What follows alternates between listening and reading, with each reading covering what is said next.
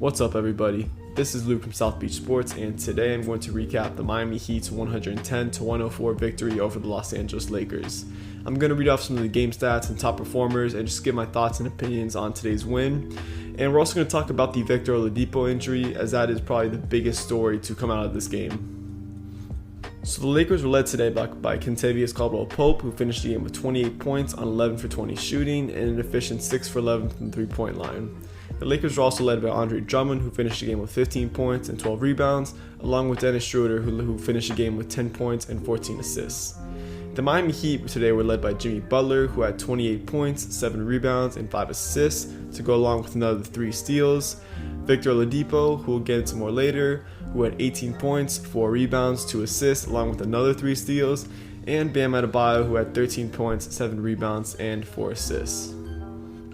So to get into some team stats, the Heat shot better than the Lakers, as they shot 48% from the field compared to the Lakers' 44%, and they also shot better from 3, as they finished the game shooting 40% from 3, while the Lakers shot 34%. The Lakers, however, rebounded the ball better, as they had 40 rebounds compared to the Heat's 38, and they out-assisted the Heat 26-22.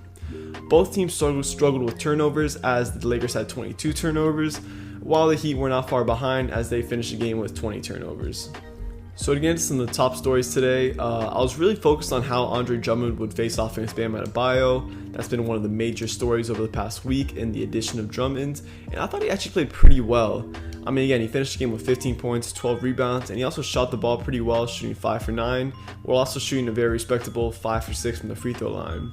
I wasn't super impressed by his rim protection. I think that's something that a lot of fans assume that he's very good at, but I really don't see this. I think that Drummond is a somewhat overrated rim protector, but I did like it, I believe, in the second quarter, I want to say, where Jimmy Butler tried to lob an inbound pass to Bam Adebayo, and Drummond stole it, ran the break, and delivered a nice assist. So I thought Drummond played very well despite his, I would say, subpar rim protection, and I think the Lakers will have someone that they can turn to in the playoffs to provide good depth and be a good overall solid rebounder.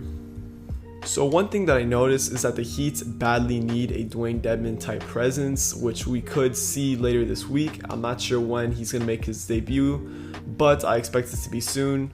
But I mean, there were times where the Heat were getting absolutely torched on the glass, whether it was because of Drummond or Montrezl Harrell or even Dennis Schroeder, who finished the game with 6 rebounds.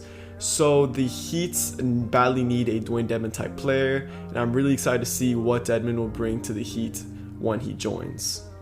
But again, some of the main Heat storylines today, I thought Jimmy Butler played amazing as usual. He scored 28 points on only 11 shots, as he shot 8 for 11 from the field, 11 for 12 from the free throw line, and 1 for 2 from the three-point line, to go along with elite defense, as again he had 3 steals.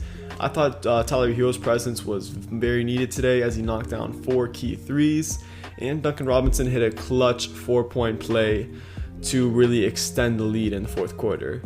Another one of the main performers today was Victor Oladipo, as he looked very comfortable in the Heat's offense, and he really looked like he was starting to get it going, as he finished with 18 points, and he just looked like the Victor Oladipo that the Heat are expecting, especially for the remainder of the season, hopefully, assuming that this injury that he suffered, which we'll get into a little more later, is nothing serious. But this is the old Victor Oladipo that the Heat need come playoff time. I mean, he was getting to the basket, he was getting to the free throw line, he made all 6 of his free throws, and he knocked down 2 catch-and-shoot threes, which are big for the Heat. Watching Precious Achiuwa's minutes today made me very happy that Dwayne Dedmon is coming along. This isn't a knock on Precious. I actually thought he played very well. He finished the game with 7 points and 5 rebounds in only 9 minutes, and his motor is just absolutely tremendous. I mean, he hustles every single minute he's out there. And just the reason why I'm saying this is because, yes, he was good for when he was out there, but I mean, he had 4 fouls in 9 minutes.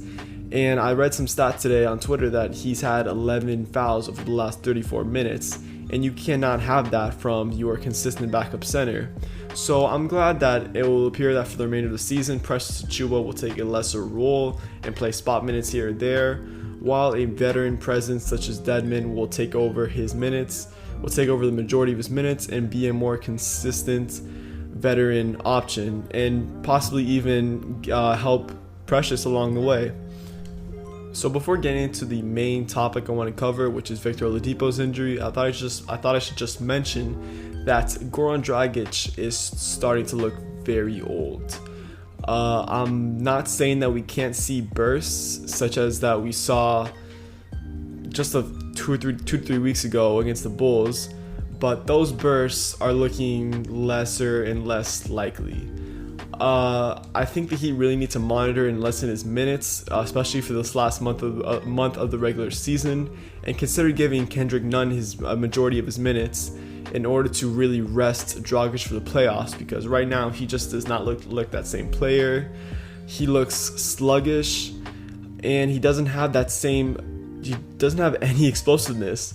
I mean, he struggles getting to the basket, whereas before, I mean, he was a consistent shot creating force. So the main story to come out today is obviously the Victor Oladipo injury. If you are unaware of what happened, he re-injured his right knee while landing from a fourth quarter dunk, and he was taken to the locker room immediately, where he spent the rest of the game. So what could this injury be? Some fans are speculating that this is nothing but a strain. In a tweet by Why Not Heat, I'm not saying he's a credible source, and he's not really sourcing anything. He's not breaking anything down. He's just saying what likely the worst and the best case scenarios are. He's saying that the worst case scenario is a quad injury, which would most likely put him out for the rest of the season, and the best case, which is a strained ligament, which would mean he's out for a few days. I'm leaning, well, at least my personal opinion, I'm leaning towards the best case scenario. It's looking more and more like he tweaked it, especially after what Bam said to reporters, and I quote, "I'm glad he's okay. I feel like he's okay. He just had a little scare." And it was also reported that Oladipo was in the locker room congratulating his teammates on the big win. So it's the way Bam puts it, and Bam's a very positive guy, but it looks like he was very definitive in his answer, but it looks like this could have been just a little tweak, something that may sideline Victor Oladipo for a couple games, maybe a week or two at most, at least hopefully. I'll take Oladipo being out for a week or two. They really just need Oladipo for the playoffs. That will preferably a couple weeks before the playoffs so he can get in the groove of things, I should say. But they really need Oladipo's presence come playoff time. I think Kendrick Nunn can step in and fill that Oladipo role for a few games, so I'm not overly concerned if he's out for, like I said, a week or two. But we will see tomorrow when the MRIs come out, how major this injury is. If it's anything, it could have just been a little tweak, but we'll find out tomorrow. I mean, it was reported just now that x-rays came back negative, which is a good thing, but at the same time, it really doesn't tell us anything that we already did not know. We didn't expect it to be anything bone related, so we'll find out tomorrow tomorrow Friday with the MRIs coming out. Disregarding the severity of this current injury he just suffered, it's still quite concerning that he's still having lingering issues with that right knee. I mean, he had the major quad injury a couple of years ago, and I mean, he's even said that right knee is not as strong as his left knee. So I still think it'll take a full offseason to really strengthen that right knee to where it needs to be. And yeah, so we'll see tomorrow with the MRIs. Hopefully it's nothing major and that it leans on the side of a strained ligament or a tweak, which, like I said, will only keep him out for at most maybe a week or two. Those are just my opinions. I'm not a doctor. I don't really know what's happening behind the scenes. So we'll see tomorrow. So that's going to be it for today, guys. If you enjoyed today's video and if you enjoyed content like this, please go ahead and like and subscribe. That would mean so much for this growing channel. Go ahead and down in the comments below and voice your opinions on today's game. And yeah, I'll catch you guys later. Peace.